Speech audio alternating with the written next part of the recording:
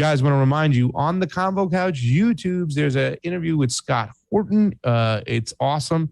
If you go to AM Wake Up Rokfin, there's an interview with Kyle Anzalone. And of course, what we're going to talk about in a little bit on the YouTubes, on the Convo Couch YouTubes, this experience I had over the weekend. Fam, do you have anything Let's talk about that. All right. No, I'm ready to talk about the freaking Gusano bullshit going on. Well, you know, I knew Saturday I would have the full day there. Friday, obviously, we had the thing going on, the show, and I caught some stuff towards the end. But Saturday was the day where I'm going to make up a lot of ground. It was my full loaded day. Got there real early, did an interview with Scott Horton, then went to a panel. I went to an election integrity. Let me go integrity there, if you could see that there. Panel. There it is. Is it coming up? Okay. Integrity. There it is. Panel. And I almost got thrown out of that one. But then I went to the Cuba Libre, a reason against socialism and blah, blah, blah, in Nicaragua, Venezuela, and Cuba. Now, I want everybody to remember, I was not part of this panel. I was not set there to speak. It just went to audience questions, and they usually can take 2, maybe 3 questions. Sometimes in some panels, it was 1 question. I believe in the Ben Swan panel, he got like 4 questions, but most of the other panels ran so close to the edge that they didn't even get questions sometimes. So they took questions, and I immediately jumped up. I was the second person to ask a question.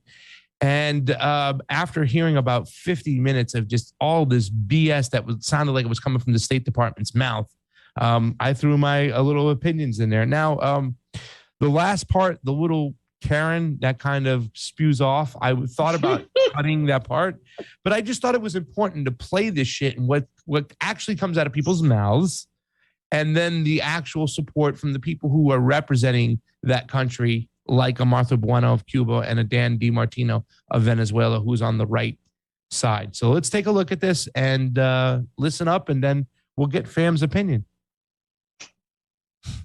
Hey guys, Pastor Jardula here. Listen, I was at Freedomfest the other day, and I was in a little panel that I went to go check out. I'd actually done my homework and knew who was on this panel. The name of the panel, and I got it right here, was called Cuba Libre, The Fight Against Socialism. And it was with Martha Bueno, who's a libertarian candidate down in Florida, and also this guy named Daniel DiMartino, who I saw on a couple conservative channels, an ex-Venezuelan citizen that now lives in the United States that just can't stand socialism. And it also had Jorge Galacia and Antolo Marti. I was able to record audio what went on. So I clipped it all up, and I put up some pictures of the actual place so you can see and experience what we had to go through over at Freedom Fest. Check it on out. I hope you like it.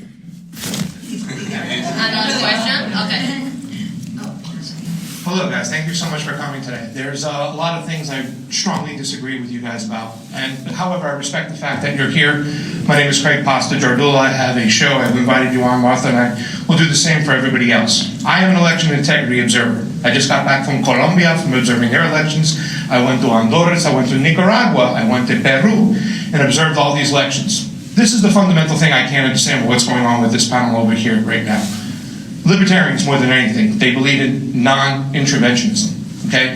If they have election systems that are so much more clean, transparent, fair to what we're witnessing in the United States, then who are we to intervene in any way whatsoever? And we do have 80 military bases in the global south. That says something here. I don't disagree necessarily, because I'm not here to advocate for socialism or communism whatsoever, and I don't disagree necessarily with your ideology. I just don't understand your position in which we think that you can intervene when they have way more of a representative democracy system than we do here in the United States. Did you include Cuba on that list? I did include Cuba, and I am going to include Venezuela in that list too as well, because I haven't gone to these places, but I do talk to the election integrity activists. Right. So Venezuela, some of the best elections. Cubans, the average Cuban, has not voted in Cuba for at least the last 64 years. That's not what I know what you're saying, but I have family in Cuba. I talk to Cubans. I talk to Cubans who come directly from Cuba, and nobody that is not part of running out of time a little bit, so please let them answer. Okay, go ahead. Has been able to vote in Cuba for the last 64 years. So that's wonderful that you were able to watch the party vote. I agree with you. I think that the party is really able to vote in Cuba. However, the people are not. Yeah, I would also say, look at Nicaragua, how many presidential candidates from the opposition were incarcerated before the election. Does that make any sense? But we know why, right? No, I don't know why. Come on, guys. Yeah. You can't be working with NGOs in the United States, taking money and funding for them, and then expect to run. Yeah, because they were going to win and they... I can tell you about Venezuela. I can tell you that in Venezuela, government employees are forced to vote for the regime, and you can talk to government employees yourself. I was a government employee, so yeah. Maybe instead of talking with election integrity activists who are not even Venezuelan or even support the Maduro regime, you should talk with Venezuelan people who are That's forced to vote for who we do Maduro. talk to. That's who we do talk to. With Venezuelan people. Yes, with the Venezuelan people, we have a lot of contact. I met with a lot of Venezuelan. Well, I hope you think that a free election doesn't mean to you being forced to vote for someone. Okay, Because that's what I would like to see the proof on that because that seems like a lot of. Sorry, I have to say something because I go to Cuba every single year. Yes. I've been going since 2009. I'm very passionate. I might be a gringa, pero hablo español muy bien. And it's not true what you're saying. They have zero say. Zero. In fact, if they go out and they protest on the streets, guess what happens? They go to prison, or they're killed, or they take the rations away from their entire families for 2 months. That's what's happening in Cuba. I can go there. I'm so blessed to be able to go there. I just took 400 pounds of medicine, medications, clothes, and shoes 2 weeks ago. I just got back a week ago. I'm very passionate about them. But for people to say something when they've not been there, you should go there and don't stay in the hotels and don't stay in the government places. Go stay with the people like I do. And you know what happens? They have to take me out into the ocean because they're afraid to death to talk where their neighbors are going to hear them and report them to the government. So I've spent hours treading water out in the ocean, talking to Cuban people who are scared to death of their government because there's always listening ears. And guess what also happens? They never guess I'm an American. They guess Swedish, they guess Russian, I have no idea why. And they say, don't listen to our government. We the people, we love you Americans. We know that you Americans, we know the sky is the limit, and all of us want to be there, and I support any Cuban who wants to come. In fact, I've helped 3 of them already come by giving them money. Thank you so much. And one last... Thank you guys for what you're doing. No, thank you for your statement. That means a lot for us. Thank you. So that was that, fam. I'm sorry right now. I just got a little bit touched from AREM right there, showing some love. Really, AREM. You're going to bring me to tears because that's just so awesome that you help us out. But let me stay focused on this subject, and we'll get to the super raise at the very end. And whatnot, my word, my Italian word, whatnot. And whatnot.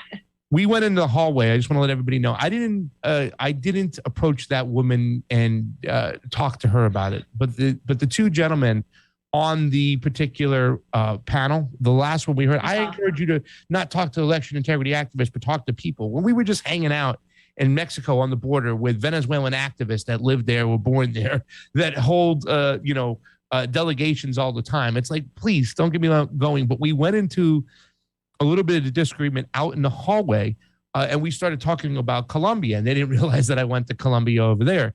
And they're like, why do you think the people voted against the peace agreement, almost heavily and stuff? I said, maybe it wasn't the proper peace agreement, but you guys went in there and you started talking about Petro at one point, and they're saying that Petro was a communist. Well, we happened to talk to the head of the Communist Party, who said clearly that Petro is not left enough. He's nowhere near a communist, but they were willing to settle with Petro. A lot of people were willing to settle with Petro because they felt he was the best to make a peace agreement that could be reached. And that was one of the big reasons why they elected him. And at the end of the day, whatever you think about him is what you think about him. The elections are clear, transparent, and fair. And once again, far better than our elections whatsoever. Daniel DiMartino wasn't crazy about me. I took his information. I've emailed him. I've invited him to come on the show Thursday. I figured we can do a pickup panel if he wanted to come there, fam. But he hasn't responded back. I reached out to Martha Bueno. He hasn't. And Martha Bueno said something that was a little bit, I don't know, it was unique. And I totally disagree, and I would like to hear her position on that and have more of a conversation.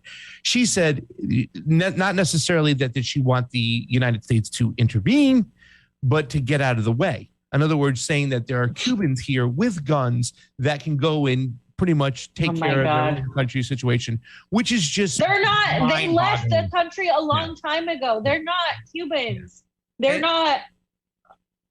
I mean, I wanted to say to her right there, fam, and I'll give you the microphone, your opinion. I said, well, yeah, the Bay of Pigs worked out so well for you.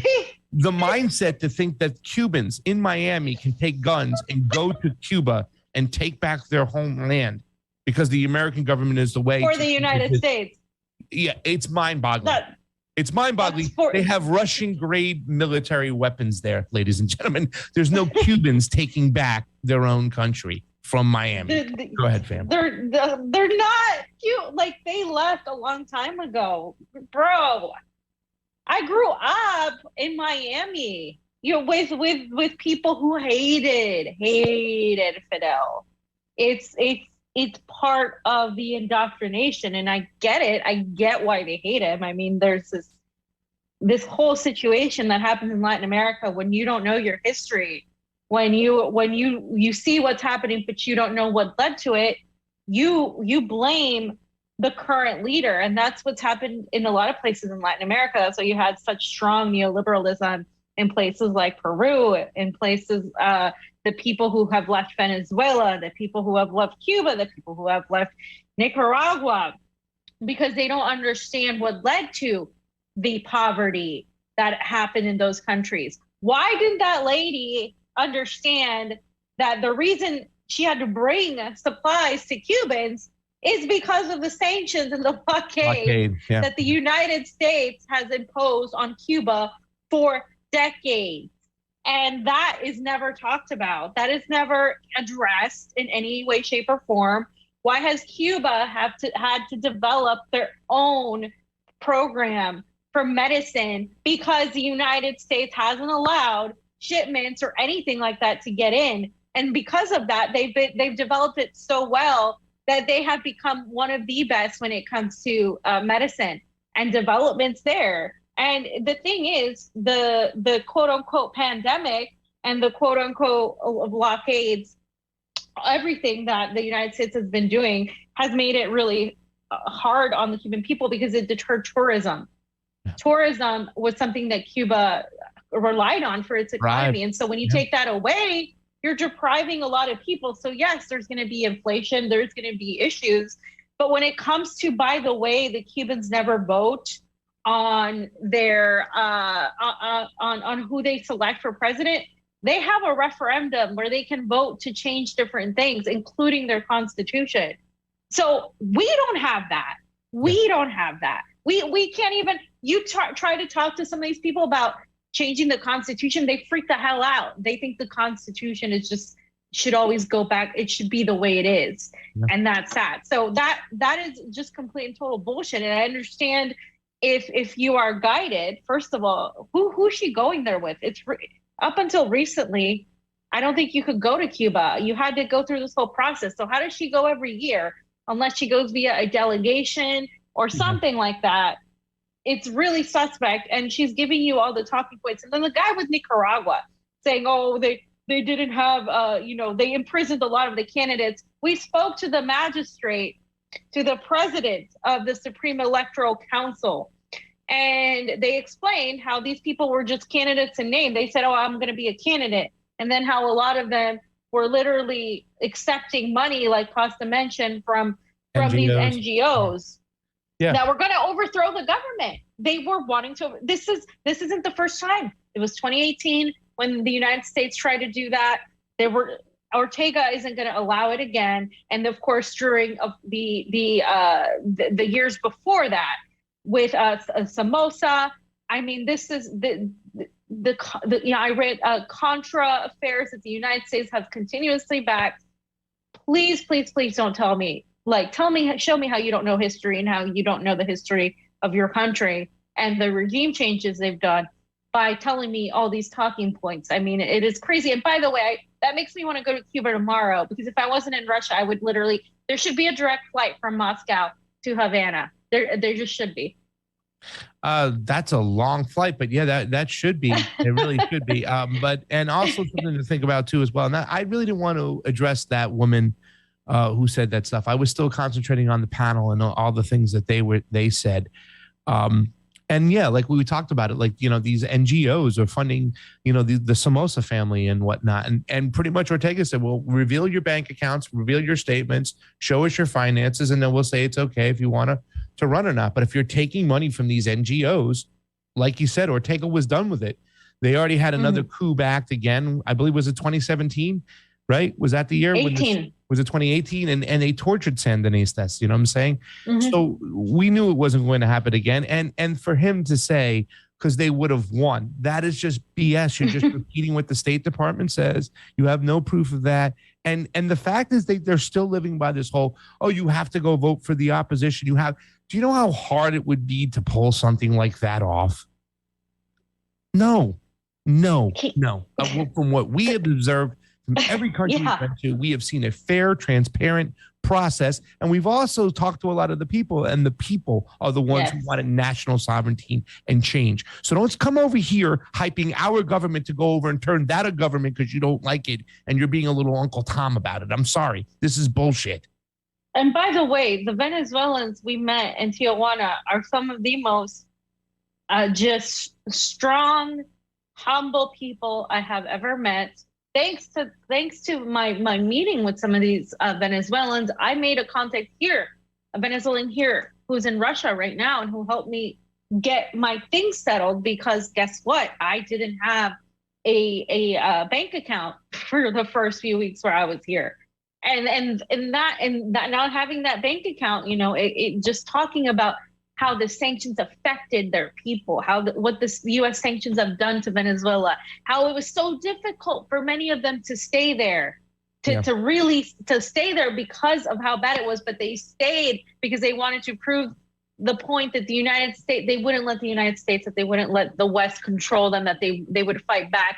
They wouldn't give in, because that's the point of sanctions. It's to squeeze everything out of the population so they can blame the people in power, so then they can overthrow the government and allow the United States in there to do whatever they want.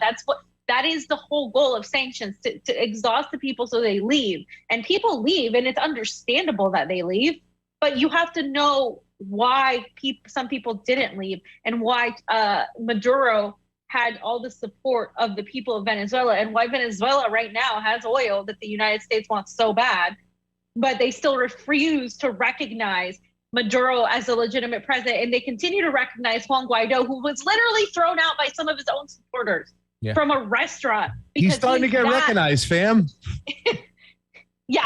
For the worst reasons, right? And the United States, of course, had the audacity of inviting him and not Maduro as for the Biden Democracy Summit of the Americas. And I mean, this is just what we're seeing here. It really saddens me, because it's the propaganda that these people who say they're anti-big government, anti-authoritarian, we're going to question COVID, but you don't question this. You don't question the same government that is perhaps creating so many lies to control people.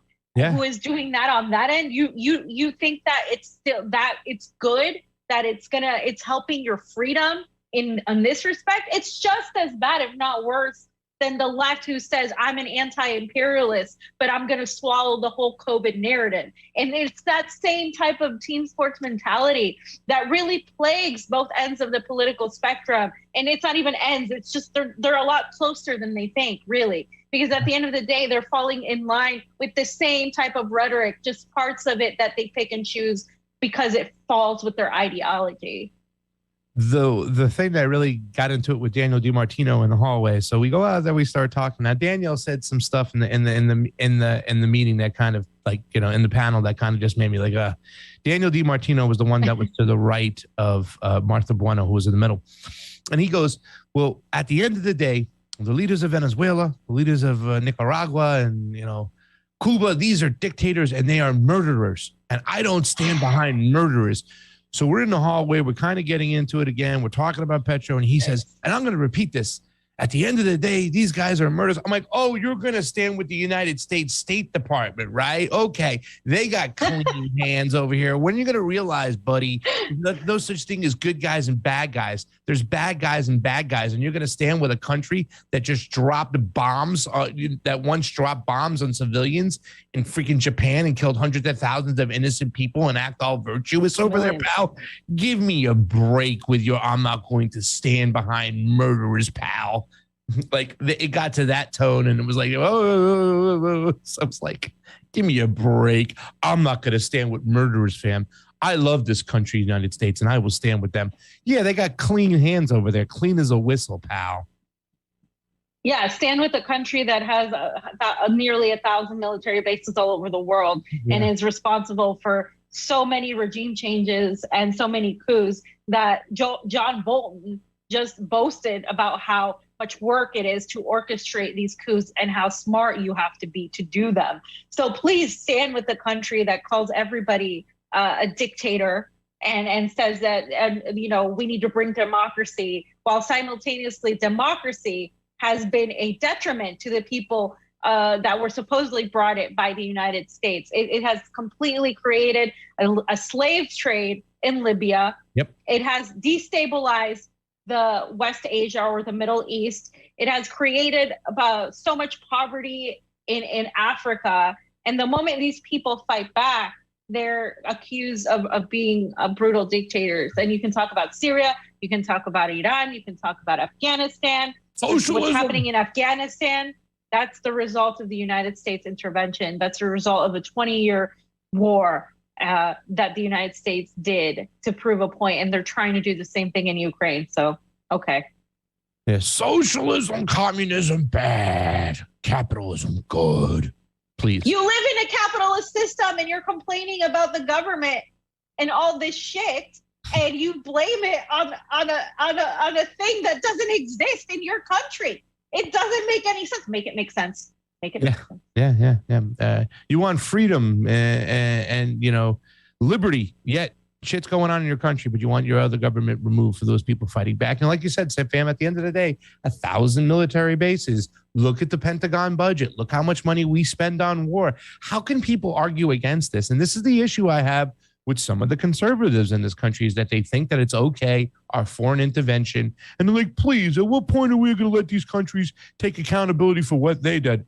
As soon as we leave those countries, people, as soon as we get our financial institutions out of those countries, as soon as we get our corporations out of those countries and let those countries exist, as soon as we let them pick their own government, as soon as we let them have their national sovereignty, that's when I will hold those countries accountable, not when we are pulling the strings. And that's something that you can't admit and you have a hard time of dealing with. And that's America's control and foreign policy over the whole friggin' globe. 1,000 bases.